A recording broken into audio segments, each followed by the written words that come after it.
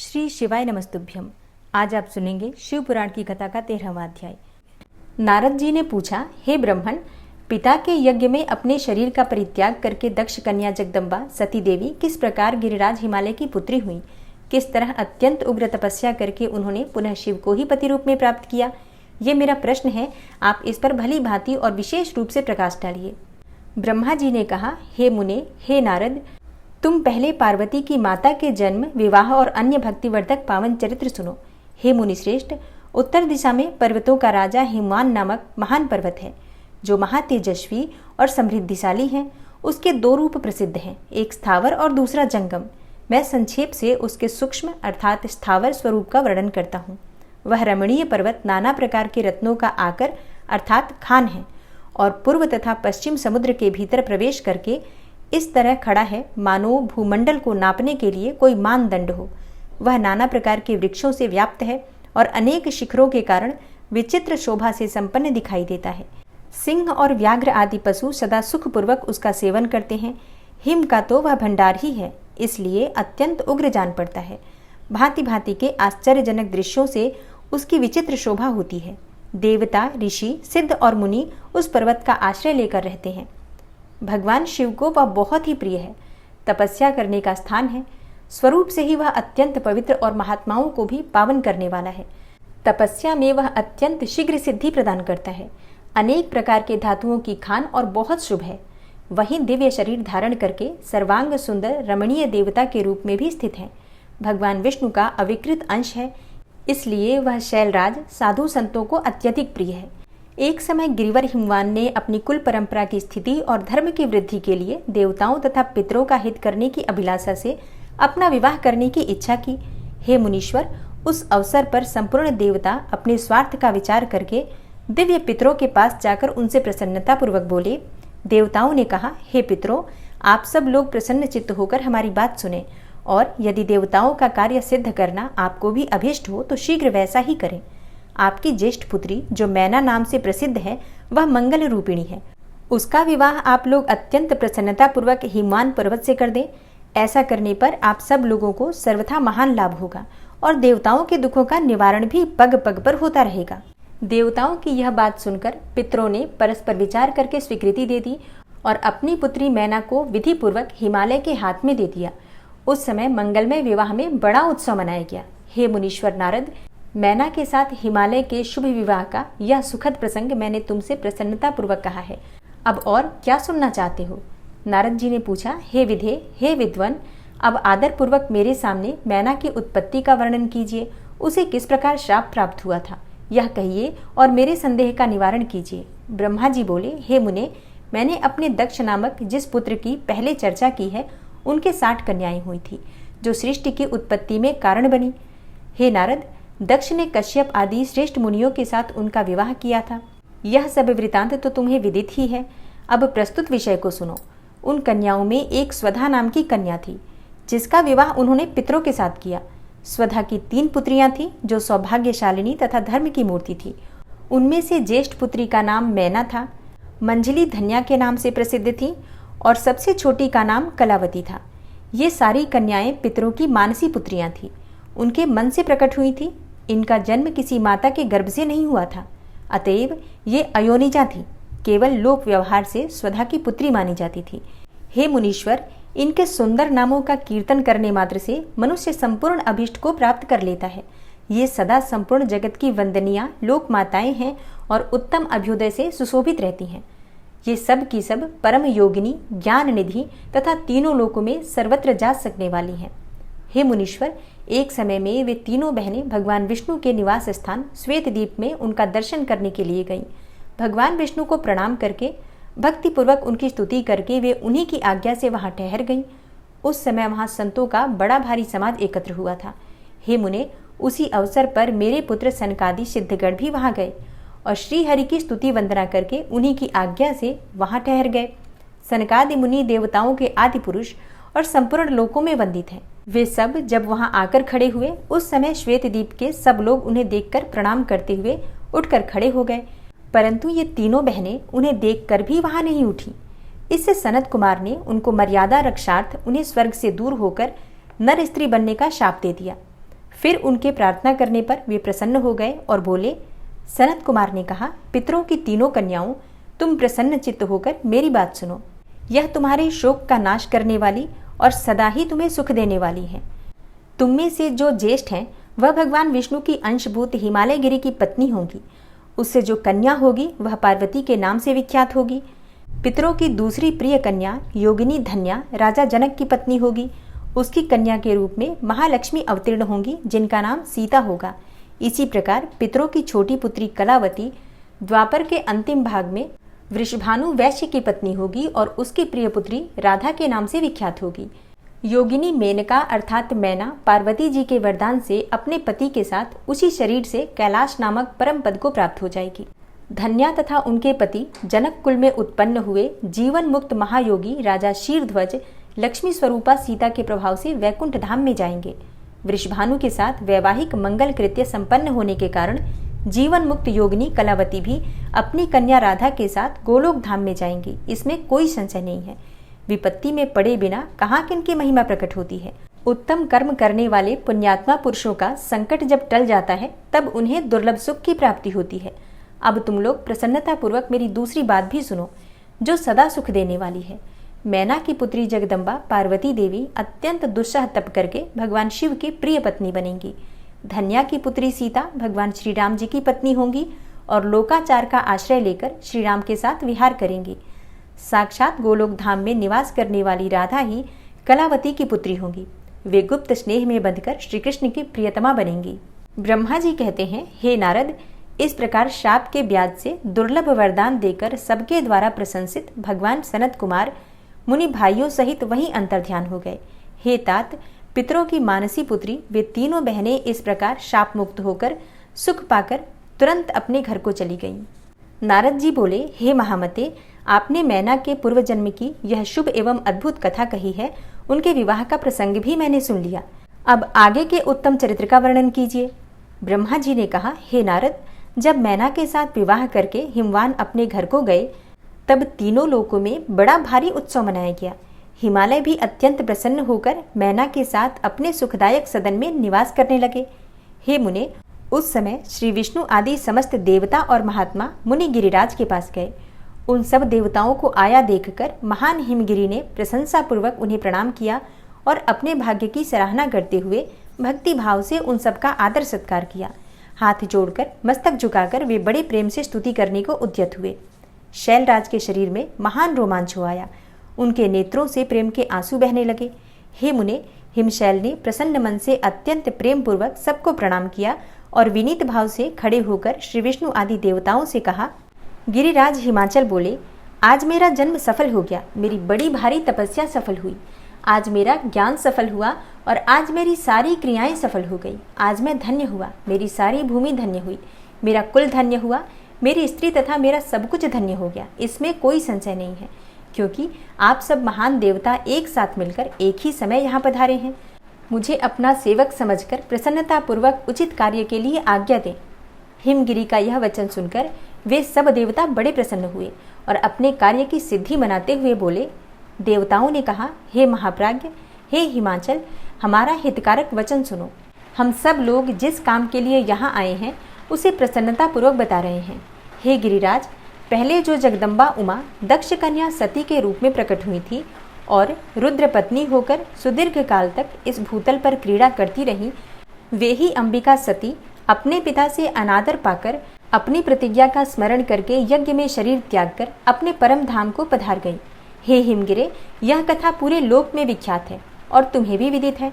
यदि वे सती पुनः तुम्हारे घर में प्रकट हो जाएं, तो देवताओं का महान लाभ हो सकता है। ब्रह्मा जी कहते हैं, श्री विष्णु आदि देवताओं की यह बात सुनकर गिरिराज हिमालय मन ही मन प्रसन्न होकर आदर से झुक गए और बोले, हे प्रभु, ऐसा हो तो बड़े सौभाग्य की बात है। तदनंतर वे देवता उन्हें बड़े आदर से उमा को प्रसन्न करने की विधि बताकर स्वयं सदाशिव पत्नी उमा की शरण में गए। एक सुंदर स्थान में स्थित होकर समस्त देवताओं ने जगदम्बा का स्मरण किया और बारंबार प्रणाम करके वे वहां श्रद्धा पूर्वक उनकी स्तुति करने लगे। देवता बोले, शिवलोक में निवास करने वाली हे देवी, हे उमे, हे जगदम्बे, हे सदाशिव प्रिय, हे दुर्गे, हे महेश्वरी, हम आपको नमस्कार करते हैं। हे जगदम्बे, आप पावन शांत स्वरूप श्री शक्ति हैं, परम पावन पुष्टि हैं, अव्यक्त प्रकृति और महत्त्व ये आपके ही रूप हैं और हम भक्ति पूर्वक आपको नमस्कार करते हैं। हे देवी, आप कल्याणमयी शिवा हैं, आपके हाथ भी कल्याणकारी हैं। आप शुद्ध, स्थूल, सूक्ष्म और सबका परम आश्रय हैं। अंतर विद्या और सुविद्या से अत्यंत प्रसन्न रहने वाली आप देवी को हम प्रणाम करते हैं। आप श्रद्धा हैं, आप धृति हैं, आप श्री हैं और आप ही सब में व्याप्त रहने वाली देवी हैं। आप ही सूर्य की किरणें हैं और आप ही अपने प्रपंच को प्रकाशित करने वाली हैं। ब्रह्मांड रूप शरीर और जगत के जीवों में रहकर जो ब्रह्मा से लेकर तृण पर्यंत संपूर्ण जगत की पुष्टि करती हैं, उन आदि देवी को हम नमस्कार करते हैं। आप ही वेद माता गायत्री हैं, आप ही सावित्री और सरस्वती हैं।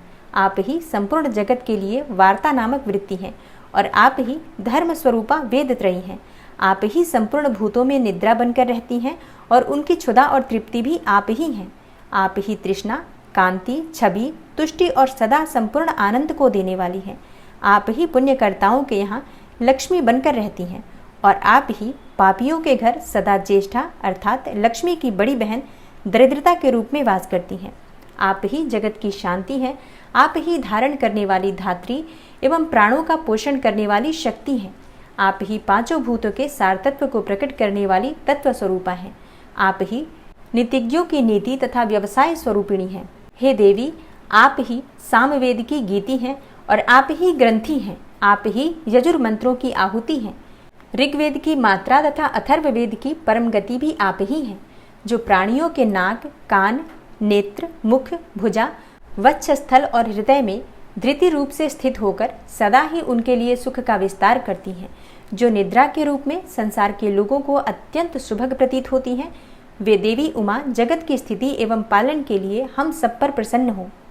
इस प्रकार जगत जननी सती साध्वी महेश्वरी उमा की स्तुति करके अपने हृदय में विशुद्ध प्रेम लिए वे सब देवता उनके दर्शन की इच्छा से वहीं खड़े हो गए। ब्रह्मा जी कहते हैं, हे नारद, देवताओं के इस प्रकार स्तुति करने पर दुर्गम पीड़ा का नाश करने वाली जगत जननी देवी दुर्गा उनके सामने प्रकट हुई।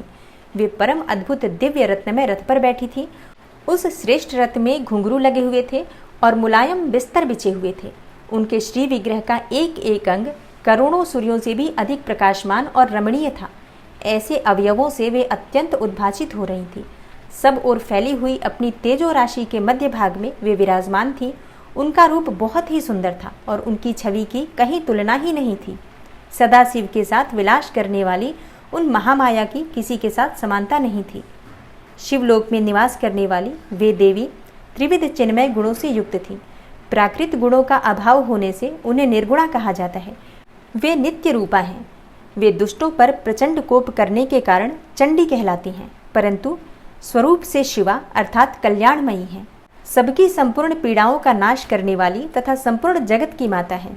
वे ही प्रलय काल में महानिद्रा होकर सबको अपने अंक में सुला लेती हैं तथा वे समस्त स्वजनों अर्थात भक्तों का संसार सागर से उद्धार कर देती हैं। हे मुने, शिवा देवी की तेजो राशि के प्रभाव से देवता उन्हें अच्छी तरह देख भी नहीं पा रहे थे। तब उनके दर्शन की अभिलाषा से देवताओं ने फिर उनका स्तवन किया। तदनंतर दर्शन की इच्छा रखने वाले विष्णु आदि सब देवता उन जगदम्बा की कृपा पाकर वहां उनका सुस्पष्ट दर्शन कर सके। इसके बाद देवता बोले, हे अंबिके, हे महादेवी, हम सदा ही आपके दास हैं। आप प्रसन्नतापूर्वक हमारा निवेदन सुने। पहले आप दक्ष की पुत्री रूप से अवतीर्ण होकर लोक में रुद्रदेव की वल्लभा हुई थी। उस समय आपने ब्रह्मा जी के तथा दूसरे देवताओं के महान दुख का निवारण किया था। तदनंतर पिता से अनादर पाकर अपनी की हुई प्रतिज्ञा के अनुसार आपने शरीर को त्याग दिया और स्वधाम में पधार आई। इससे भगवान हर को भी बड़ा दुख हुआ। हे महेश्वरी, आपके चले आने से देवताओं का कार्य पूरा नहीं हुआ, अतः हम देवता और मुनि व्याकुल होकर आपकी शरण में आए हैं। हे महेशानी, हे शिवे, आप देवताओं का मनोरथ पूर्ण करें, जिससे सनत कुमार का वचन सफल हो। हे देवी, आप भूतल पर अवतीर्ण होकर पुनः रुद्रदेव की पत्नी होइए और यथा योग्य ऐसी लीला कीजिए जिससे देवताओं को सुख की प्राप्ति हो। हे देवी, इससे कैलाश पर्वत पर निवास करने वाले रुद्रदेव भी सुखी होंगे। हे देवी, आप ऐसी कृपा करें जिससे सब सुखी हों और सबका सारा दुख नष्ट हो जाए। ब्रह्मा जी कहते हैं, हे नारद, ऐसा कहकर विष्णु आदि सब देवता प्रेम में मग्न हो गए और भक्ति से विनम्र होकर चुपचाप खड़े रहे। देवताओं की यह स्तुति सुनकर शिवा देवी को बड़ी प्रसन्नता हुई। उसके हेतु का विचार करके अपने प्रभु शिव का स्मरण करती हुई भक्त वत्सला दयामयी उमा देवी उस समय विष्णु आदि देवताओं को संबोधित करके हंसकर बोली। उमा ने कहा, हे हरे, हे विधे और हे देवताओं तथा मुनियों, तुम सब लोग अपने मन से व्यथा को निकाल दो और मेरी बात सुनो। मैं तुम पर बहुत प्रसन्न हूँ, इसमें कोई संशय नहीं है। सब लोग अपने अपने स्थान को जाओ और चिरकाल तक सुखी रहो। मैं अवतार लेकर मैना की पुत्री होकर उन्हें सुख दूंगी और रुद्रदेव की पत्नी हो जाऊंगी। यह मेरा अत्यंत गुप्त मत है। भगवान शिव की लीला अद्भुत है, वह ज्ञानियों को भी मोह में डालने वाली है। हे देवताओं, उस यज्ञ में जाकर पिता के द्वारा अपने स्वामी का अनादर देखकर जब से मैंने दक्ष जनित शरीर को त्याग दिया है, तभी से वे मेरे स्वामी कालाग्नि रुद्रदेव तत्काल दिगंबर हो गए। वे मेरी ही चिंता में डूबे रहते हैं। उनके मन में यह विचार उठा करता है कि धर्म को जानने वाली सती मेरा रोष देखकर पिता के यज्ञ में गई और वहां मेरा अनादर देखकर मुझ में प्रेम होने के कारण उसने अपना शरीर त्याग दिया। यही सोचकर वे घर बार छोड़कर अलौकिक वेश धारण करके योगी हो गए। मेरी स्वरूप भूता सती के वियोग को वे महेश्वर सहन न कर सके। हे देवताओं, भगवान रुद्र की भी यह अत्यंत इच्छा है कि भूतल पर मैना और हिमालय के घर में मेरा अवतार हो, क्योंकि वे पुनः मेरा पाणी ग्रहण करने की अधिक अभिलाषा रखते हैं। अतः मैं रुद्रदेव के संतोष के लिए अवतार लूंगी और लौकिक गति का आश्रय लेकर हिमालय पत्नी मैना की पुत्री होंगी। ब्रह्मा जी कहते हैं, हे नारद, ऐसा कहकर जगदम्बा शिवा उस समय समस्त देवताओं के देखते देखते ही अदृश्य हो गई और तुरंत अपने लोक में चली गई। तदनंतर हर्ष से भरे हुए विष्णु आदि समस्त देवता और मुनि उस दिशा को प्रणाम करके अपने अपने धाम में चले गए। नारद जी ने ब्रह्मा जी से आगे पूछा, हे पिताजी, जब देवी दुर्गा अंतर ध्यान हो गई और देवगण अपने अपने धाम को चले गए, उसके बाद क्या हुआ? ब्रह्मा जी ने कहा, मेरे पुत्रों में श्रेष्ठ विप्रवर नारद, जब विष्णु आदि देव समुदाय हिमालय और मैना को देवी की आराधना का उपदेश देकर चले गए, तब गिरिराज हिमाचल और मैना दोनों दंपत्ति ने बड़ी भारी तपस्या आरंभ की। वे दिन रात शंभु और शिवा का चिंतन करते हुए भक्त युक्त चित्त से नित्य उनकी सम्यक रीति से आराधना करने लगे।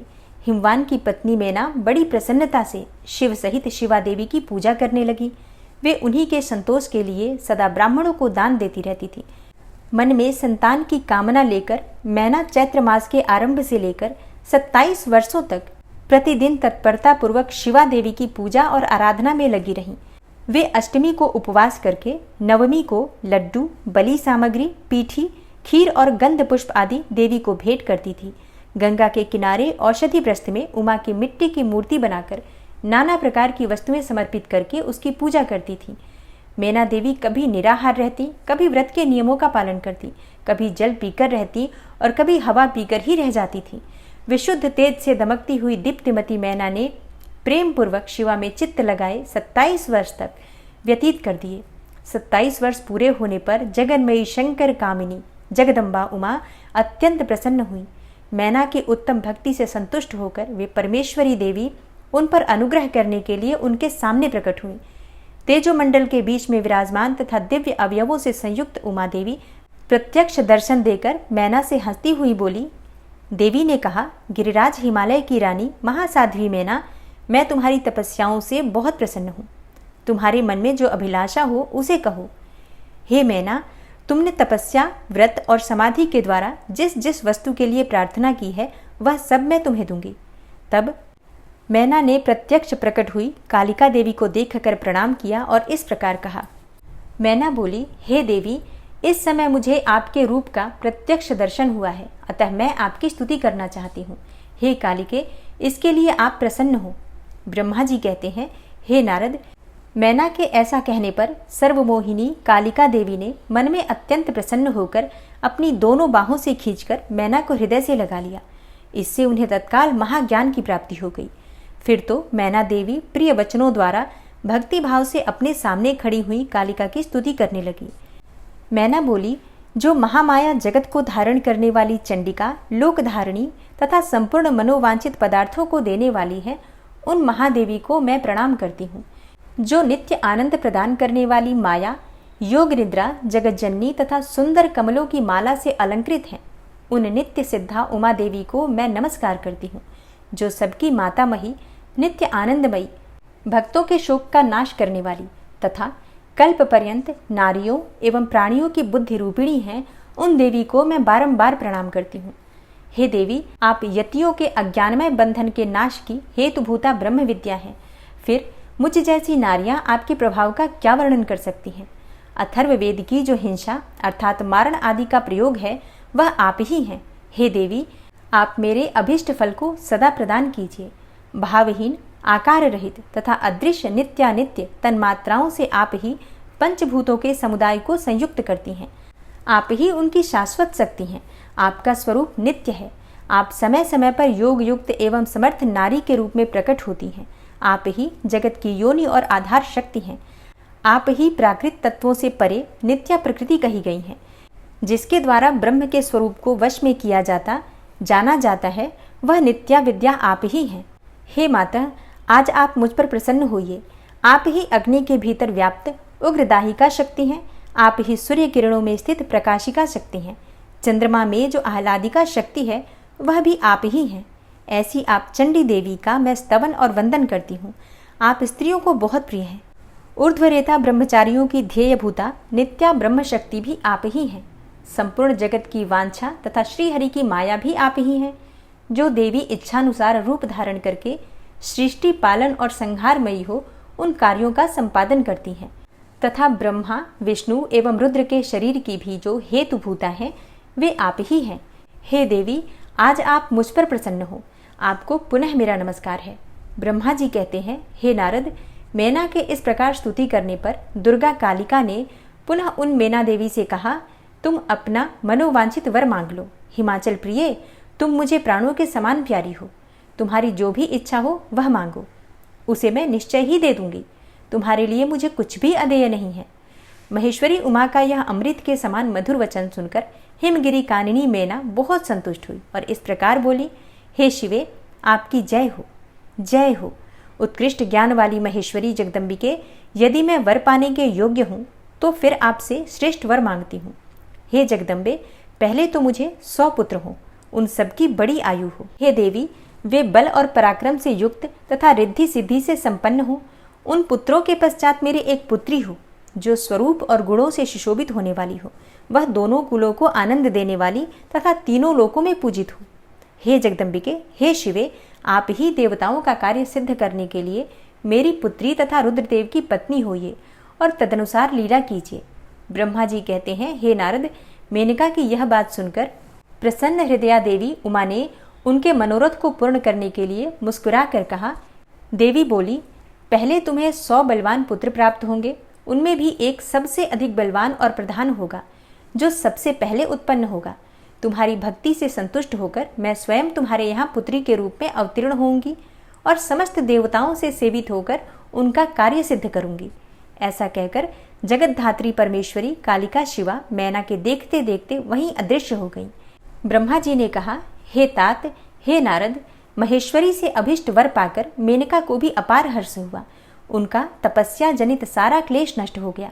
हे मुने, फिर कालक्रम से मैना के गर्भ रहा और वह प्रतिदिन बढ़ने लगा। समयानुसार उसने एक उत्तम पुत्र को उत्पन्न किया, जिसका नाम मैनाक था। उसने समुद्र के साथ उत्तम मैत्री बांधी। वह अद्भुत पर्वत नागवधुओं के उपभोग का स्थल बना हुआ है। उसके समस्त अंग श्रेष्ठ हैं। हिमालय के 100 पुत्रों में वह सबसे श्रेष्ठ और महान बल पराक्रम से संपन्न है।